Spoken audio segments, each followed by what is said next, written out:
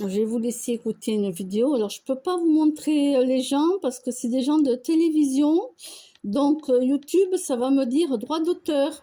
Voilà. Donc, je tiens juste à dire que, bon, oui, bien sûr, hein, on pourra vivre plusieurs années, hein, encore plus que d'habitude. Ça, c'est sûr. Mais par contre, la technologie, mais on l'a déjà. Il y a déjà tout à la technologie. C'est juste que l'État ne donne pas la permission de le mettre au grand jour maintenant. Ils nous font croire qu'il faut attendre presque 2030, 2050 pour avoir la technologie. Mais ils l'ont déjà, la technologie. Ah, c'est là. Je vous dis que c'est un foutage de gueule. Ils l'ont déjà.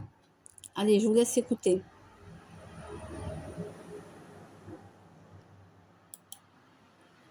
Elon Musk, comme Ah mince, ça s'arrête. Sam Altman, comme les dirigeants de Google, affirment que dans la prochaine décennie, les gens qui seront encore vivants dans la prochaine décennie vivront au minimum entre 150 et 160 ans en bonne santé.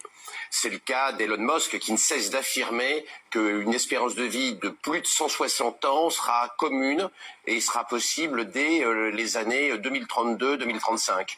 Dario Amodei, le patron de Claude, hein, qui est le grand concurrent de ChatGPT et qui est biologiste, en plus d'être le fondateur de Claude, affirme que 150-160 ans, on y arrivera entre 2032 et 2037.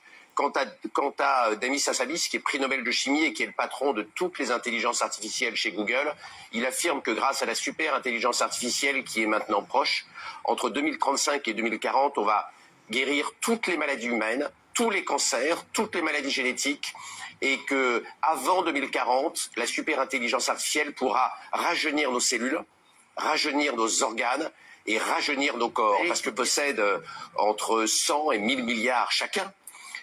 Ont l'intention de profiter de leur immense fortune plutôt pendant 1000 ans que pendant 85 ans. C'est incroyable. C'est vrai que, et c'est vraiment à horizon 2035. C'est-à-dire que c'est là. Hein. Ouais. C'est vraiment, c'est un truc de fou. Hein. Les milliardaires savent que si on vit 150 ans et a fortiori 1000 ans, il y aura trop de monde sur la Terre. Donc ça va de pair avec le fait que la population humaine ira sur d'autres planètes qu'on colonisera. Le créateur d'Amazon, Jeff Bezos, ne cesse d'affirmer qu'il faut envoyer 1000 milliards de terriens dans des stations dans l'espace. C'est pour ça qu'il a lancé un programme spatial concurrent des fusées d'Elon Musk, Blue Origin, pour pouvoir essaimer dans la galaxie avec ces fusées et lutter contre ce phénomène de surpopulation sur Terre. Tous les milliardaires de l'intelligence artificielle, qui sont les hommes les plus riches du monde, hein, comme Elon Musk,